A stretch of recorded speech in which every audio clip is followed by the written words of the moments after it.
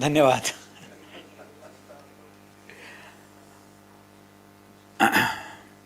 पिछले कुछ घंटों से बैठ के सुन रहा था।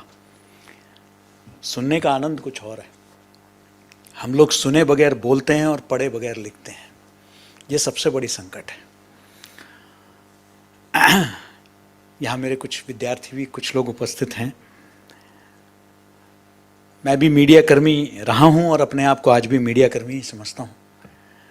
लेकिन पिछले 2 दशक से पहले भारतीय जनसंचार संस्थान में महानिदेशक के नाते और अब कुलपति के नाते एशिया के पहले और देश के सबसे बड़े मीडिया विश्वविद्यालय से जुड़ा हुआ हूँ।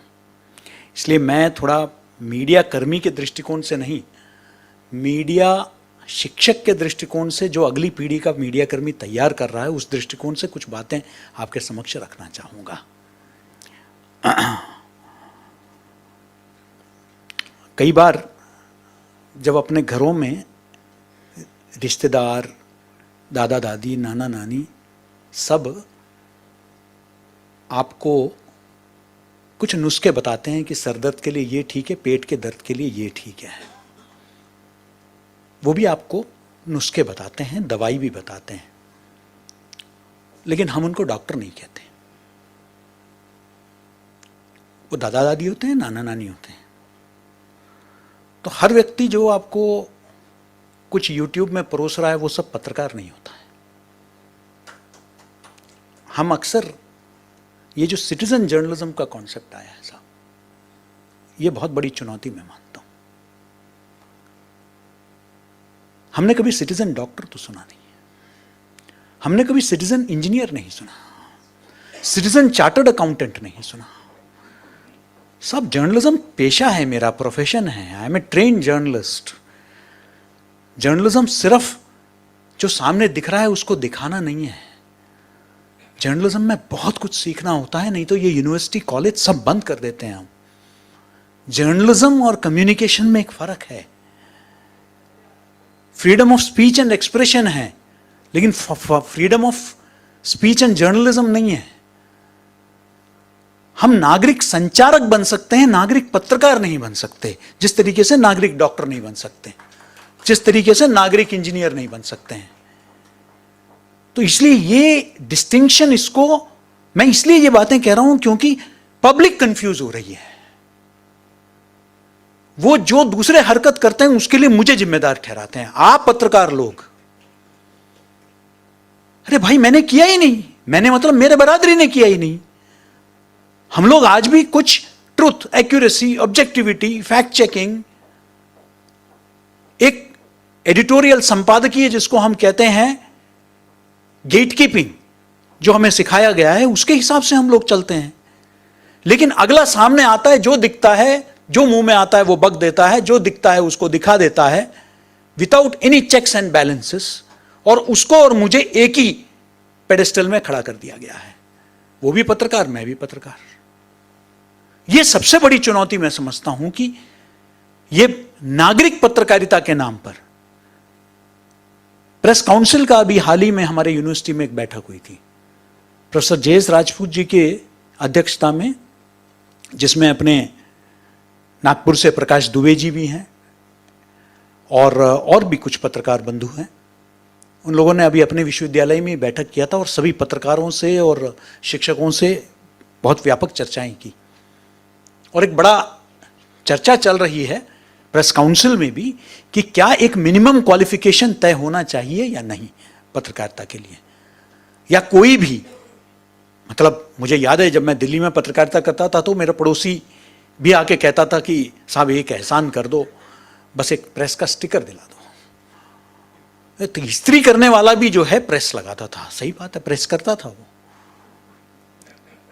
तो ये जो प्रेस का डेफिनेशन, परिभाषा, इसको थोड़ा समझने की आवश्यकता है। मैं समझता हूं यह हमारे विश्वसनीयता पर प्रश्न चिन्ह खड़ा कर रहा है। दूसरा कि क्या टेक्नोलॉजी ही है मीडिया।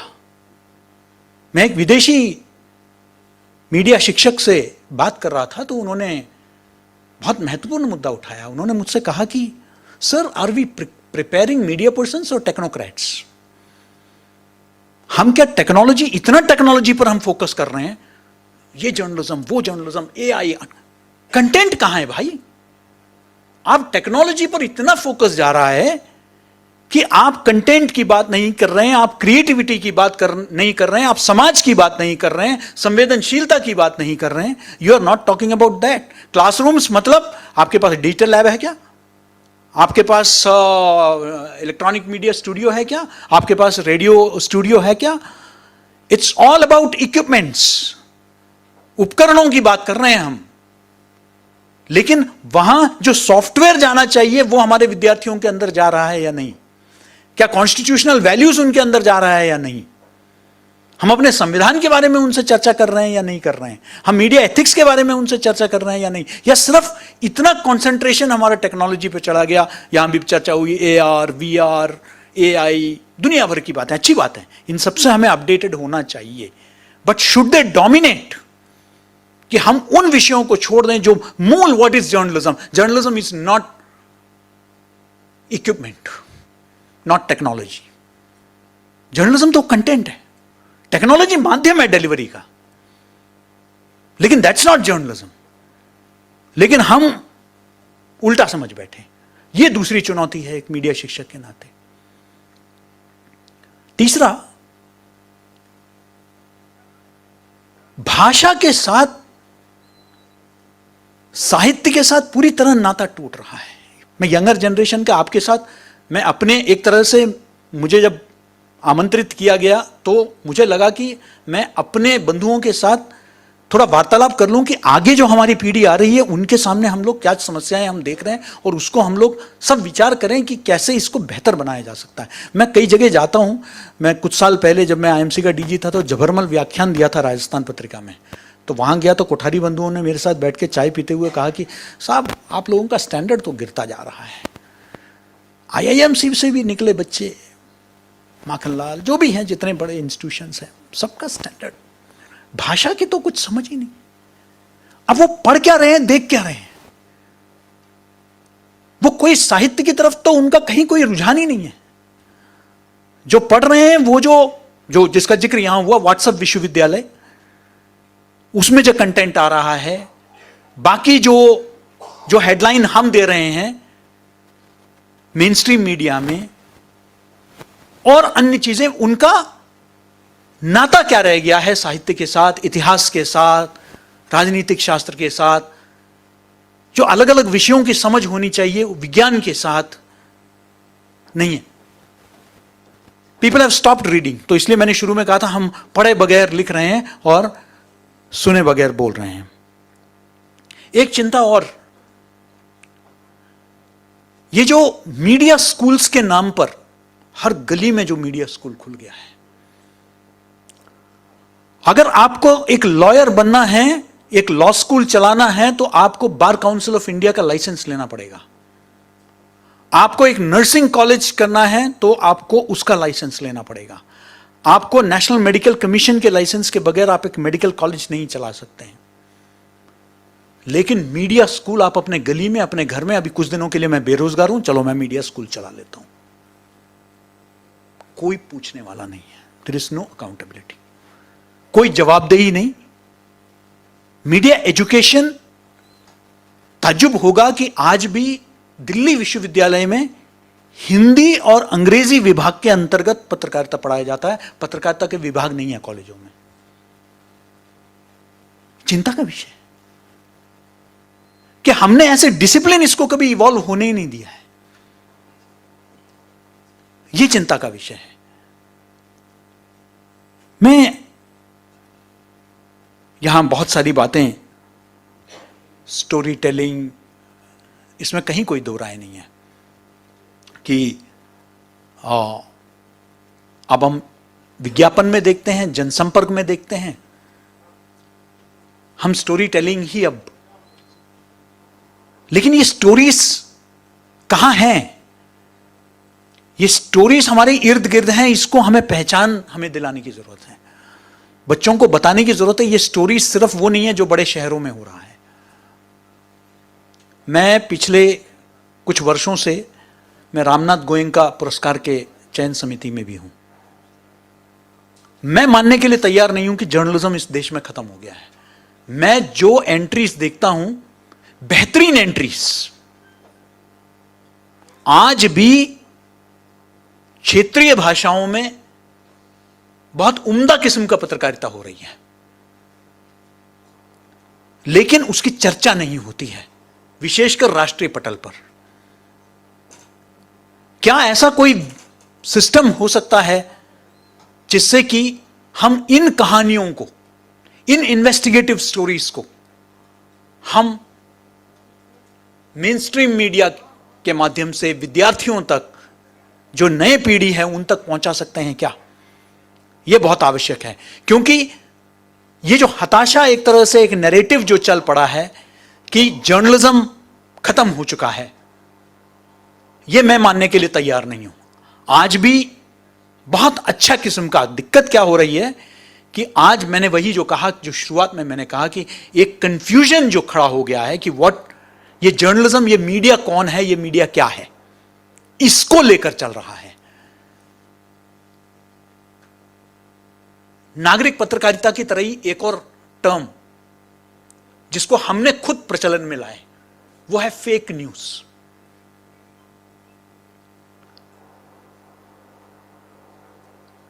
मैं कहता हूं कि न्यूज एक प्रोसेस्ड प्रोडक्ट है।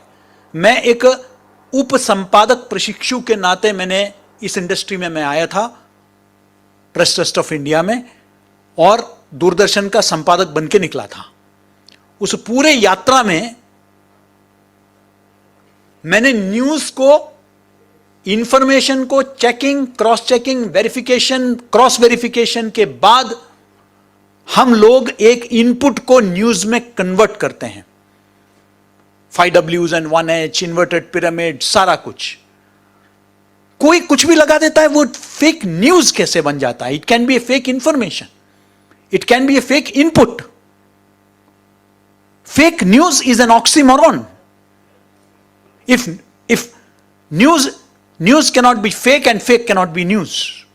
इसलिए उस न्यूज के पवित्रता को हमको बना के रखना है। ये न्यूज नहीं है। जो पुलिस वाला जो नकली वर्दी पहन के जो बाहर का एक आदमी आता है, उसको इम्पोस्टर कहते हैं, उसको फेक पुलिसमैन नहीं कहते हैं, उसको इम्पोस्टर कहते हैं। तो ये जो न्यूज इम्पोस्टर बन के आता है, ये इम्पोस्टर है। इसको तो न्यूज का संज्ञान में लेना ही नहीं चाहिए। इससे भी कंफ्यूजन पैदा होता है, क्योंकि हम पश्चिम से कई शब्दों को हम उठा लेते हैं आंख मूंद कर, और उसको हम जैसे सिटीजन जर्नलिज्म को हमने अपना लिया, और इन सब चीजों को। अंतिम बात कहूंगा, मैं समझता हूं कि सभी मीडिया कर्मियों को, हम सबका एक बहुत बड़ी भूमिका है, और वो है मीडिया साक्षरता, मीडिया लिटरेसी और मीडिया एजुकेशन में जमीन आसमान का फर्क है। मीडिया एजुकेशन, जब हम मीडिया को एज ए कैरियर परस्यू करते हैं, तो वो मीडिया एजुकेशन है। मीडिया लिटरेसी इस देश के हर बच्चे को सिखाना चाहिए, स्कूल पाठ्यक्रम से हमको शुरू करना चाहिए। तब जाकर हम उसे मीडिया को देखना, मीडिया को सुनना, मीडिया को पढ़ना और मीडिया को समझना बिल्कुल अलग चीज है।